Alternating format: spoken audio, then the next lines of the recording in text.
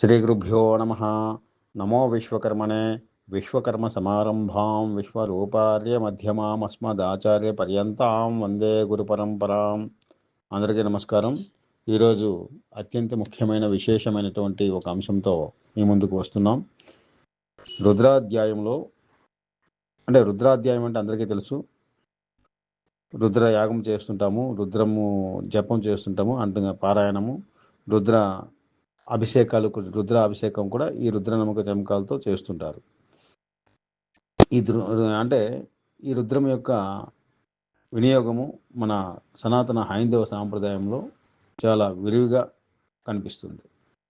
రుద్రాధ్యాయం మొత్తం పరమాత్మ విశ్వకర్మకు సంబంధించిన మంత్రభాగము. ఈ రుద్రాధ్యాయము యజుర్వేదంలో, అనగా కృష్ణ యజుర్వేదంలో మరియు శుక్ల యజుర్వేదము, ఈ రెండు వేదాల్లో రుద్రాధ్యాయం ఉంటుంది. కృష్ణ యజుర్వేదంలో చతుర్థ కాండములో పంచమ ప్రపాఠకము, పంచమ అనువాకములో రుద్రం ప్రారంభమవుతుంది. అనగా 4వ కాండము, 5వ ప్రపాఠకము, 1వ అనువాకము. దీనికంటే ముందు ప్రథమేష్టిక విధానాలు, హోమకుండము నిర్మాణము చేయవలసిన క్రతువుల గురించి, ఇష్టిక స్థాపన గురించి తెలియజేస్తుంది. అంటే ఈ 4వ కాండము ప్రారంభంలో మనకి ఇష్టికా విధానాలు, హోమకుండ విధానాలు, అంటే హోమకుండం ఎలా చేయాలి, ఇవన్నీ లెక్కలతో సహా ఉంటాయి.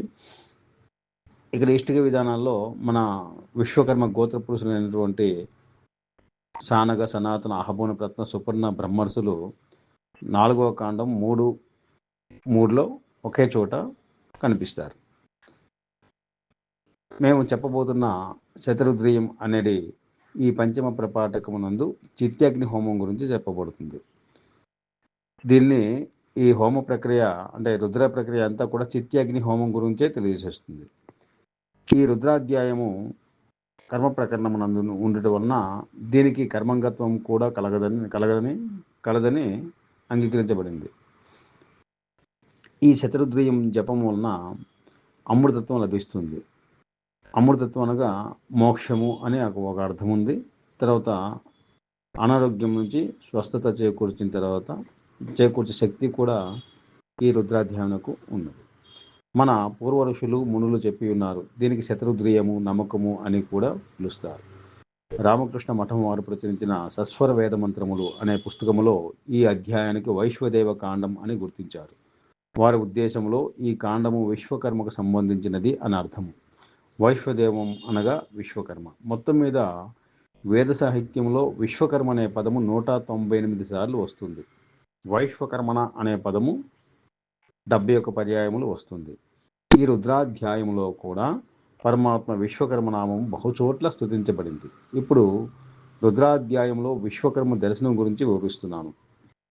ఈ రుద్రము కృష్ణ యజుర్వేదంలో చతుర్థ కాండము, పంచమ ప్రపాఠకము, ప్రథమ అనువాకము నుండి ప్రారంభమవుతుంది. వైశ్వదేవ కాండము, కృష్ణ యజుర్వేదము, చతుర్థ కాండము, పంచమ ప్రపాఠకము, 1వ అనువాకము నుండి ప్రారంభమై ఇదే కాండములో 7వ ప్రపాఠకము 11వ అనువాకముతో చమకం ముగుస్తుంది. అంటే మొత్తం 3 ప్రపాఠకాలు, 5, 6, 7 అని అర్థం చేసుకోండి. అనువాకంతో చమకం ముగుస్తుంది. అంటే 11, అంటే 7వ ప్రపాఠకంలో 11 వరకు ఉంటుందన్నమాట. 4వ కాండములో 5వ ప్రపాఠకము 1వ అనువాకంతో ప్రారంభమవుతుంది రుద్రము. 2వ అనువాకము నుంచి నమ్మకము ప్రారంభమవుతుంది. 11వ అనువాకంతో నమ్మకం ముగుస్తుంది. దీంతో చిత్యాగ్ని హోమం సంపూర్ణమవుతుంది. దీనినే రుద్రహోమం అని కూడా అంటారు. దీని తర్వాత 6వ ప్రపాఠకం ప్రారంభమవుతుంది. ఇందులో అగ్ని సంస్కృతి, అంటే అగ్నిని ఏ విధంగా సంస్కరించాలి అనే విషయాలు తెలియజేయబడతాయి. పరిసేచనం మొదలుకొని అగ్ని సంస్కారములు మొదట 5 అనువాకములందు, మిగిలిన శేషభాగము అశ్వమేధమునకు సంబంధించినవి. కానీ రుద్రపాఠము కంఠస్థ చేసే విప్ర పండితులు తమ విద్యార్థులైన వారికి ఈ అనువాకం ఇవ్వరు. దీని తర్వాత 2వ అనువాకము విశ్వకర్మ సూక్తము. సమాజములో బ్రాహ్మణులము అని చెప్పుకుంటున్న విపురులందరికీ విశ్వకర్మ పేరు వింటేనే పిశాచాలు, భూతాలు, దెయ్యాలు ఏ విధంగా బెదిరి పారిపోయే స్వభావం సహజంగా ఉంటుందో, అటువంటి స్వభావం ఉన్నటువంటి వీరు పరమాత్మ పేరు వింటేనే హడలు చేస్తారు. ఎందుకంటే పరమాత్మ విశ్వకర్మ పేరు ప్రజల్లోకి వచ్చి వారి ఆ శబ్దం గురించి తెలుసుకుంటే దాని గురించి ఆరా తీసి ప్రజలు పరమాత్మ విశ్వకర్మగా గ్రహించి ఆ విశ్వకర్మ వంశీయులు అనగా వేదములో గుర్తించి స్తుతించబడ్డ బ్రాహ్మణులు అనగా వైదిక బ్రాహ్మణులు ప్రస్తుత కాలంలో ప్రజలతో కలిసి విశ్వబ్రాహ్మణుల పేరుతో జీవిస్తున్నారు అని తెలుసుకుంటారు. అంటే వేదంలో చెప్పబడినటువంటి బ్రాహ్మణులు విశ్వకర్మ వంశీయులు అనే సత్యాన్ని తెలుసుకుంటారు అనే భయంతో వీరు ఆ విశ్వకర్మ పదాన్ని బయటికి తీసుకురాకుండా జాగ్రత్త పడుతున్నారు. ఈ సత్యాన్ని తెలుసుకున్న ప్రజలు పౌరోహిత్యాది సకల కర్మలు వీరుల ద్వారా నెరవేర్చుకునేందుకు అనగా విశ్వకర్మ వంశీయుల ద్వారా నెరవేర్చుకునేందుకు ప్రాధాన్యత ఇస్తారు కదా అనే భయంతో విశ్వకర్మ పేరు ఎక్కడా బయట రాకూడదని జాగ్రత్త పడుతున్నారు. కేవలం ఈ కారణము చేతనే ఈ సూక్తాన్ని వీరు విద్యార్థులకు బోధించరు, దీన్ని కూడా విడిచిపెడతారు. కానీ రుద్రాధ్యాయములో ఈ సూక్తము అత్యంత కీలకమైనది, అతి ముఖ్యమైనది, ప్రధానమైనది. రుద్రుడు యొక్క వర్ణన, ఆయన యొక్క విధులు, ఆయన యొక్క వ్యాప్తి మొత్తం ఈ సూక్తంలో వివరించబడుతుంది. అందుకే రుద్రాధ్యాయంలో ఈ సూక్తము కీలకమైనది. ఇందులో 17 ఆహుతులు కలవు. వీటినే వైశ్వకర్మణ ఆహుతులు అని అంటారు. ఇందులో విశ్వకర్మ నామము 8 పర్యాయములు వస్తుంది. విశ్వకర్మ యొక్క ఇతర నామాలు 16 పర్యాయములు ఉల్లేఖించబడుతుంది. అంటే 6వ కాండము 2వ ప్రపాఠకంలో. ఈ సూక్తంలో ప్రళయకాల రుద్రుడు పరమేశ్వరుడైనటువంటి విశ్వకర్మ అనే స్పష్టంగా తెలియజేస్తుంది. అదేవిధంగా మరలా సృష్టి కూడా విశ్వకర్మ నిర్వహిస్తున్నట్లుగా తెలియజేస్తుంది. అనగా సృష్టించేవాడు మరలా ప్రళయకాలంలో నాశనం చేసేవాడు రెండు విశ్వకర్మ పరమాత్మ అని ఈ విశ్వకర్మ సూక్తంలో సంపూర్ణంగా వర్ణన ఉంటుంది. దేవతలందరినీ సృష్టించి నామకరణం చేసి విధులను నియమించినటువంటి పరమాత్మ విశ్వకర్మ అని కూడా ఇందులో చెప్పబడుతుంది. అంటే ఒక మంత్రం యొక్క భావం ఉంటుంది. ఇలా విశ్వకర్మ నామము ఈ సూక్తములోనే కాకుండా నమ్మక చమకములలో కూడా విశ్వకర్మ యొక్క వివిధ నామములు ప్రస్తావించబడ్డాయి. ఇక్కడ కొన్ని పేర్లు మాత్రం ఉదహరిస్తాను. రుద్రాధ్యాయంలో నమ్మక చమకాల్లో వివిధ విశ్వకర్మ నామస్వరూపాలు. విశ్వకర్మ సకల లోకములను నిర్మించిన వాడు. శివ అత్యంత మంగళకరమైన వాడు, మంగళకరమైన నిర్మాణాలు కూడా చేసేవాడు. సృష్టికర్త యొక్క పవిత్ర స్థితి. ఇంకొక అర్థం ఏముందంటే శివ అనగా సుఖకరుడు అని కూడా అర్థం ఉంది. స్థపతి ప్రధాన వాస్తుశిల్పి. దక్ష సూక్ష్మంగా చెక్కే నేర్పరి. త్వష్ట రూపాలను అవయవాలను తీర్చిదిద్దే శక్తి. ప్రజాపతి సకల జీవులను సృష్టించి ఏలేవాడు. ధాత సృష్టిని ధరించేవాడు, ఆధారభూతుడు. విధాత సృష్టి క్రమాన్ని విధిని నిర్ణయించేవాడు. మంత్రి సృష్టికి కావలసిన ఆలోచన చేసేవాడు. వాచస్పతి జ్ఞానానికి శబ్దానికి మరియు వేదములకు అధిపతి. శిల్పి ప్రతి వస్తువులో పనితనాన్ని ప్రదర్శించేవాడు. కుశల అత్యంత నైపుణ్యం కలిగినవాడు. హిరణ్యగర్భ సృష్టికి మూలమైన బంగారు అండమును ధరించినవాడు. విశ్వరూప అనంతమైనటువంటి రూపములు తనవే అయినవాడు. విశ్వచక్షు సర్వమును గమనించే అనంతమైన కన్నులు కలవాడు. విశ్వతోముఖ అన్ని దిశల ముఖములు కలిగినవాడు. సర్వవ్యాప్త సృష్టికర్తని.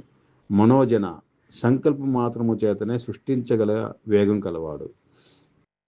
పురుష సృష్టి అంత నిండి ఉన్న పరమ చైతన్యం. దీన్నే పురుష సూక్తంలో పురుషుడిగా వర్ణిస్తారు. ఆ పురుషుడు కూడా విశ్వకర్మే.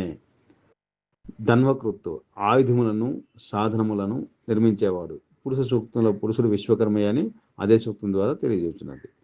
ఇషుకృత్తు లక్ష్యాన్ని ఛేదించే బాణాలను సంకేతాలను సిద్ధం చేసేవాడు. రథకార సకల గమనములకు సతన గమన సాధనములు అంటే రథములు వాహనాలు నిర్మించేవాడు. అంటే ఇందులో దేవశిల్పి అయినటువంటి విశ్వకర్మ వస్తాడు. దేవతల గురువు అయినటువంటి బృహస్పతి కూడా రథాల నిర్మాణం చేసేవాడు. బృహస్పతి కూడా విశ్వకర్మ వంశీయుడే. కర్మారహ లోహ శిల్పములను యంత్రములను తయారు చేసేవాడు. కక్ష్య గర్భాలయములను లేదా రహస్య నిర్మాణములు చేసేవాడు. రోహిత సృజనాత్మక అగ్నిస్వరూపుడు.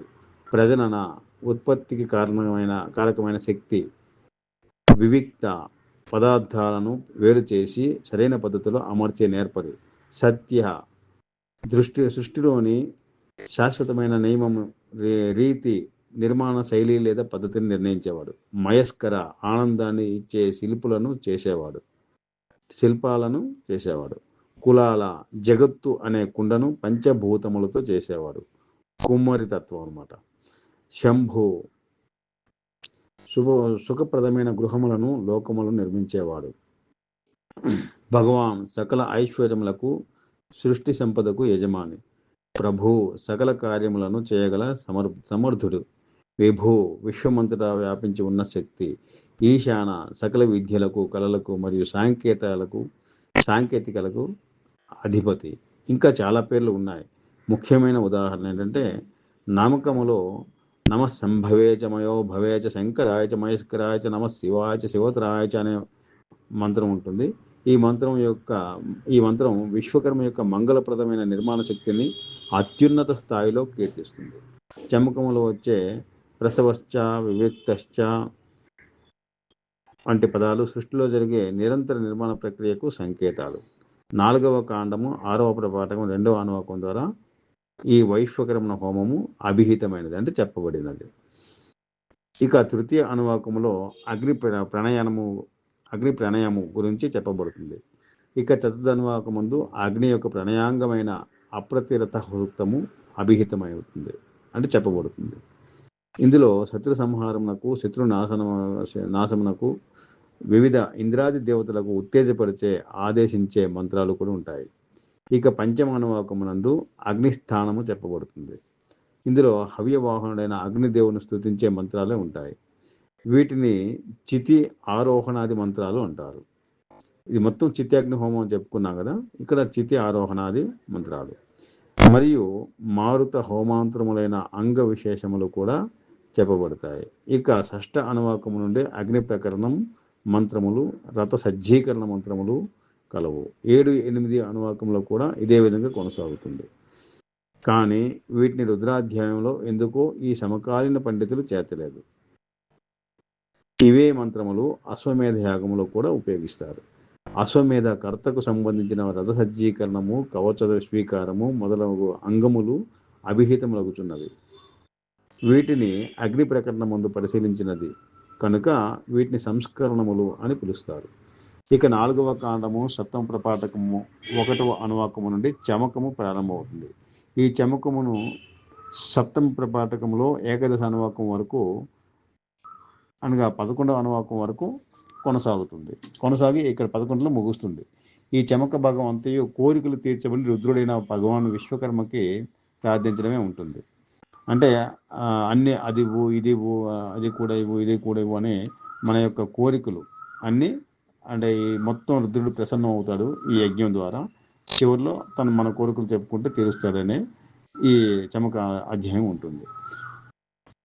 ఒక్క మాటలో చెప్పాలంటే ఈ రుద్రాధ్యాయము 4వ కాండము 5వ ప్రపాఠకంతో ప్రారంభమై 7వ ప్రపాఠకంతో ముగుస్తుంది. కానీ మధ్యలో ఉన్న 6వ ప్రపాఠకం ఎందుకు లుప్తం అంటే మాయమైంది అనే రహస్యం మీకు సవివరంగా వేదముల ఆధారంగా తెలియజేయడం జరిగింది.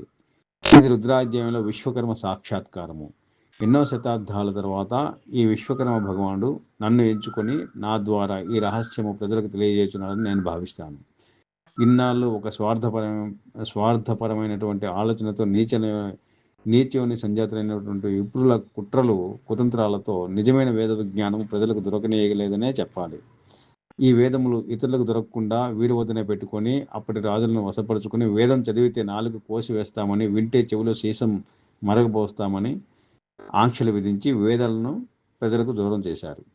కనుక ఈ దుర్మార్గులైన పాపాత్ములు చెప్పినదే వేదంగా ఈనాడు ప్రజలు నమ్ముకున్నారు. అన్ని వేదాలలో పరమాత్మగా దర్శనమిస్తూ సకల దేవతలకు సకల విశ్వానికి సృష్టించినటువంటి సృష్టికర్త, ప్రజాపతి, ధాత, విధాత అయినటువంటి విశ్వకర్మ భగవానుడి గురించి ప్రజలందరికీ తెలియకపోవడం చాలా విచారదాయకం. ఎందుకంటే మోక్షాన్ని ఇష్టకామార్థులను ప్రసాదించే అటువంటి పరమోత్కృష్ట భగవానుడు, దేవాది దేవుడు, ఆదిదేవుడు ఆయన విశ్వకర్మ భగవానుడే అని తెలుస్తుంది వేదాల ఆధారంగా. కానీ సామాన్య జనులకు పరమాత్మ విశ్వకర్మ సృష్టించిన కొంతమంది దేవతల గురించి మాత్రమే తెలుసుకునేలా పురాణములను రచించి కల్పిత కట్టుకథలతో నవరసాలతో మనోరంజకముగా ప్రజలలోకి తీసుకువచ్చి ఆ కల్పిత కథల ప్రమాణికములను నచ్చజెప్పి అనగా మైండ్ వాష్ చేసి పరమాత్మ పరిచయం లేకుండా చేశారు. ఇంత పెద్ద వేద ద్రోహానికి, సారస్వత్య ద్రోహానికి ఈ సోకాల్డ్ బ్రాహ్మణులు, పూర్వకాల పండితులు సనాతన హిందూ ధర్మం అవలంబించే ప్రజలకు ఎందుకు మోసం చేశారు అనే కారణాల గురించి మనం పరిశోధన చేస్తే వేదములు, ఉపనిషత్తులను అధ్యయనం చేసిన నిజమైన పండితులకు స్పష్టంగా అర్థమవుతుంది. ఇప్పుడు సమాజంలో బ్రాహ్మణులుగా, సెలబ్రిటీలుగా, పండితులుగా, అవధానులుగా, ఘనాపాటులుగా చలామణి అవుతున్న వారందరూ కూడా జన్మతః బ్రాహ్మణులు కారని వారి యొక్క గోత్ర పారంపర్యమే తెలియజేస్తుంది. వీరి గోత్ర పురుషులు ఎవరు కూడా ప్రస్తుత సమాజంలో ఉత్తమ వర్ణ జాతులని పురాణాల ద్వారా ప్రజల మెదడులోకి ఎక్కించిన జాతులలో వీరి మూల పురుషులు పుట్టలేదు. అంటే జాతి వ్యవస్థ ఏర్పడిందే ఈ పురాణాల ద్వారా. అందులో ఉత్తమ వర్ణమని, నీచ వర్ణమని, నీచ జాతులు, ఉత్తమ జాతులు, పంచమ జాతులు, అతి పంచమ జాతులని వర్ణించారు. అటువంటి పంచమ వర్ణం జాతుల్లోనే వీళ్ళ యొక్క మూల పురుషులు జరగడం జరిగింది అని చెప్పడం అన్నమాట. ఉదాహరణకు వీరి గురించి వేమన పద్యాలు, భక్త తుకారంలో 28 అభంగములు, వజ్రసూచి ఉపనిషత్తు, కొన్ని పురాణాలు వీటిని పరిశీలిస్తే మీరు వీరి యొక్క మూల పురుషుల జన్మ రహస్యాలు మీకు అవగతమవుతాయి. ఉదాహరణకు ఇప్పుడు సమాజంలో బ్రాహ్మణులు చలమణి అవుతున్నటువంటి వారి యొక్క మూల పురుషుల గురించి తెలుసుకుందాం. ఈ విషయం ఇప్పుడు వజ్రసూచి ఉపనిషత్తులో ఉన్న అంశాలే దానవీర సూరకర్ణ అనే సినిమాలో ఎన్టీ రామారావు గారు కూడా చెప్పడం జరిగింది.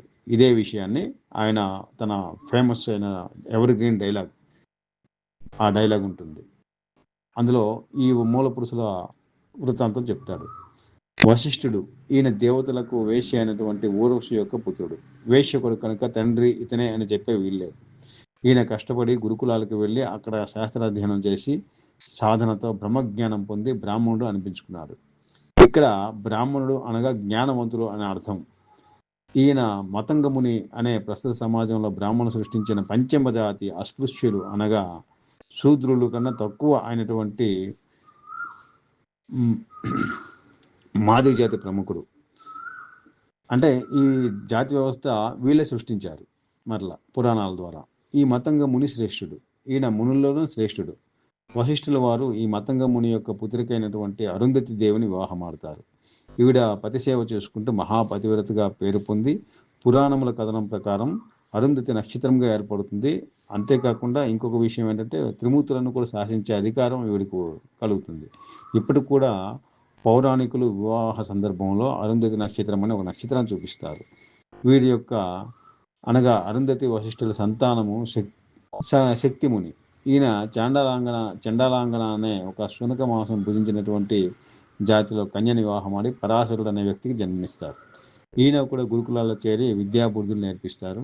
ఈయన్ని కూడా నేర్పిస్తారు. ఒకరోజు అరణ్య మార్గంలో వెళ్తూ నది దాటే సమయంలో తెప్ప నడిపే బెస్త నాయకుడు అనారోగ్యంతో ఉండటంతో తన స్థానంలో తన కూతురైనటువంటి మత్స్యగంధి సార్థక నామధేయం కలిగిన పుత్రికను పంపిస్తాడు. అనగా ఆవిడ నుంచి చేపల దుర్గంధము చాలా దూరం వరకు వ్యాప్తిస్తుందని ఆ నామము సార్థకం చేశారు. ఈవిడ ఆ పరాశుడిని నది దాటిస్తుండగా నది మధ్యలోకి వచ్చేసరికి యవనవంతురాలైన ఈవిడను చూసి మోహించి పరాశరుడు బలాత్కారం చేస్తాడు. తత్ఫలితంగా పుట్టినవాడే వ్యాసుడు. ఈ బాలుడు అక్రమ సంతానము కనుక కొన్నాళ్ళు పరాశరుడు ఈ బెస్త వాళ్ళ గూడెంలోనే ఉండి ఆవిడకు ఈయన నేర్చుకున్న ఆయుర్వేద మూలిక ప్రయోగాలు ఆ దుర్గంధం పోయేలా, సౌందర్యం వచ్చేలా వైద్యం చేసి తర్వాత కొన్నాళ్లకు శంతన మహారాజుతో వివాహం జరుగుతుంది. ఈవిడికి వైద్యం చేస్తాడు, ఆవిడని బాగు చేస్తాడు. అక్కడి నుంచి మహాభారతం ప్రారంభమవుతుంది. ఈ కథలు మీ అందరికీ తెలుసు. శంతన మహారాజు ఈ మత్స్యగంధి సత్యవతి నామంతో ఉంటుంది. అక్కడ శంతన మహారాజు ఈవిడ మోహించి పెళ్లి చేసుకోవడం, భీష్మ ప్రతిజ్ఞ చేయడం ఇవన్నీ ఉంటాయి. ప్రస్తుతం ఆవిడ సత్యవతిని పేరుతో హస్తినాపురంలో ఉంటుంది.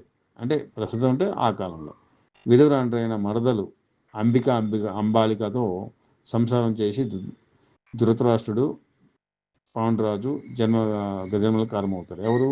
వ్యాసుడే. అంటే ఈ సత్యవతి అంటే వీళ్ళిద్దరూ విచిత్రాంగదులు ఇద్దరూ చనిపోతే విధురాలు అయిపోతారు వాళ్ళ భార్యలు. అయితే ఈ మొదటి సంతానం వివాహం కాకుండా పుట్టిన సంతానం ఉన్నాడు కదా కొడుకు వ్యాసుడు, ఆయన రప్పించి వీళ్ళతో సంసారం చేయించి ధృతరాష్ట్రుడు పాండురాజుకు జన్మనిస్తారనమాట. వీళ్ళలో ఒకరు పుట్టిగుడ్డివాడు, ఇంకొకరు జబ్బువాడు కనుక దాసిని పంపించి విదురుడికి జన్మనిస్తారు. ఈ వ్యాసుడు కూడా విశ్వకర్మ వంశ విజ్ఞాని గురువు అయినటువంటి మయ విశ్వకర్మ గురుకులంలో చేరుకుని విద్యలు అభ్యసించి అష్టాదశ పురాణాలు రాస్తారంట. ఇది ప్రస్తుతం బ్రాహ్మణులుగా చలామణి అవుతున్నటువంటి వారి యొక్క మూల పురుషుల జన్మ రహస్యం. ఇదంతా ఒక ఎత్తు అయితే, రెండవ కోణంలో పరిశీలిస్తే ఇప్పటి ఋషులు మునులు అరణ్యములలో జీవించేవారు అవసరార్థం జంతువులను, పక్షులను, సరీసృపాలను కూడా ఉపయోగించుకొని కొంతమంది ఋషులకు జననానికి కారణాలయ్యారని, అటువంటి వారు కూడా ఇప్పుడు ఈ సమాజంలో బ్రాహ్మణులుగా చెప్పుకుంటున్న వీరికి గోత్ర పురుషులని ఉదాహరణకు తెలుస్తుంది. ఉదాహరణ కొంతమంది పేర్లు తెలియజేద్దాం. నక్క ద్వారా పుట్టినటువంటి జంబూకుడు, కుక్క ద్వారా పుట్టినటువంటి శౌనకుడు, కప్ప ద్వారా పుట్టినటువంటి మండూకుడు, పక్షి ద్వారా శుకుడు, జింక ద్వారా ఋషిశకుడు, కుందేల ద్వారా గౌతముడు, ఇంకా చాలామంది ఇంకెంతోమంది దారుణమైన జన్మలను తీసుకుని వారు ఋషులు మునులుగా ఏర్పడి వీరికి గోత్ర పురుషులు అనగా మూల పురుషులుగా తయారయ్యారు. ఇది ప్రస్తుత సమాజంలో ఉన్న బ్రాహ్మణ వంశవృక్షం. ఈ విషయం తెలుసుకొని మీరు ఎవరైనా ప్రశ్నిస్తే తప్పించుకోవడానికి నదీ మూలము, ఋషి మూలము వెతకూడదు అని సమాధానం చెప్తారు. మరి మీరు ఎట్లా బ్రాహ్మణులు అని ప్రశ్నిస్తే ఈ ప్రశ్న నుంచి కాపాడుకోవడం కోసం వారు మనస్మృతిని అడ్డంగా పెట్టుకుంటారు. స్కాంద పురాణము, బ్రాహ్మణోత్పత్తి మార్తాను మొదలైన గ్రంథాల్లో ఈ విధంగా రాసుకున్నారు. జన్మనా జాయతే శూద్ర, కర్మణా జాయతే ద్విజ, వేద పాఠంతు ప్రాణం బ్రహ్మజ్ఞానంతు బ్రాహ్మణ అని ఈ శ్లోకము చెప్పి డిపెండ్ చేసుకుంటారు, అంటే రక్షణ కవచంగా పెట్టుకుంటారు. ఈ శ్లోకం సారాంశం ఏంటంటే, పుట్టుకతో అందరూ శూద్రులేనంట. ఈ శూద్రులు కొందరికి అందరికీ యజ్ఞోపేతం ధరించే అధికారం ఉంటుందంట. ఈ విధంగా యజ్ఞోపేతం ధరించిన వారందరూ ద్విజులు అవుతారని, ఆ ద్విజులలో వేదాన్ని అభ్యసించిన వారందరినీ విప్రులు అంటారని, ఈ విప్రుల్లో ఎవరికైనా బ్రహ్మజ్ఞానం ఉంటుందో వారిని బ్రాహ్మణులు అంటారని చెబుతారు. కానీ ఇక్కడ ఈ జాతి వాళ్ళే ఇవన్నీ చేయాలని ఎక్కడ రాయలేదు. అంటే సమాజంలో పుట్టిన ప్రతి ఒక్క మానవుడికి ఈ 4 పనులు, అంటే యజ్ఞోపేతం ధరించడము, వేదాన్ని నేర్చుకోవడం, బ్రహ్మజ్ఞానం పొంది బ్రాహ్మణులు అవడం అనే అర్హత ప్రతి ఒక్క పుట్టిన మానవుడికి అందరికీ ఉంటుందని దీని సారాంశం. కానీ ఈ శ్లోకం ప్రకారం సనాతన ధర్మం అవలంబిస్తున్న వారందరూ అనగా జాతి భేదం లేకుండా యజ్ఞోపేతాలు ఉండాలి. ద్విజులు, విప్రులు, బ్రాహ్మణులని పేరుతో సంబోధించబడి గుర్తింపు కలిగి ఉండాలి. కానీ ఈ శ్లోకము కూడా ఎవరికి తెలియకుండా దాచేసి కేవలం ఒక వర్గం వారే యజ్ఞోపేతం ధరిస్తూ బ్రాహ్మణులుగా వేషాలు వేస్తూ తిరుగుతూ ఉంటారు. ఇటువంటి బ్రాహ్మణ వేషధారులే ఈ రుద్రాధ్యాయాన్ని పౌరాణిక శివుడికి అంటగట్టే ప్రయత్నం చేశారు. నిజానికి రుద్రాధ్యాయము విశ్వకర్మ సూక్తమని ఇదివరకు ప్రజలకు ఎవరికీ తెలియజేయలేదు. ఇకనైనా మీరు ఈ సత్యాన్ని గ్రహించి రుద్రాధ్యాయము విశ్వకర్మ పరమాత్మకు సంబంధించినదని గ్రహించి మీరంతా పరమాత్మ అనుగ్రహానికి పాత్రులై ఇహలోకమును సర్వసుఖాలు అనుభవించి ఈ జన్మ తరువాత మోక్షాన్ని పొందడానికి ఈ పరమాత్మ చరణాలు పట్టుకొని మోక్ష సాధన చేయగలరు అని విశ్వసిస్తూ ఈ వైదిక రహస్యాన్ని మీకోసం బహిరంగంగా తెలియజేస్తున్నాను. ఇట్లు మీ యొక్క ఆధ్యాత్మిక గురువులు, అంతర్రాష్ట్రీయ వైదిక ధార్మిక పరిషత్తు సంస్థాపకులు, వేద బ్రహ్మశ్రీ ఆచార్య తామాడ మోహన్ రావు శర్మ, స్థపతి వేదాధ్యాయి, శిల్పశాస్త్ర పండితులు, శిల్పశాస్త్ర ఉపన్యాసకులు, జ్యోతిష్య విద్వాంసులు, నాడి జ్యోతిష్య పండితులు, వాస్తు సంఖ్యాశాస్త్ర నిపుణులు, పౌరోహిత్య ఆధ్వర్యం వహించినటువంటి పురాణ ఇతిహాస పరిశోధకులు, సకల దేవాలయాల ప్రతిష్టాపన ఆచార్యులు, బెంగళూరు 9341265719. సర్వే సజ్జనాః సుఖినో భవంతు. నమో విశ్వకర్మణే.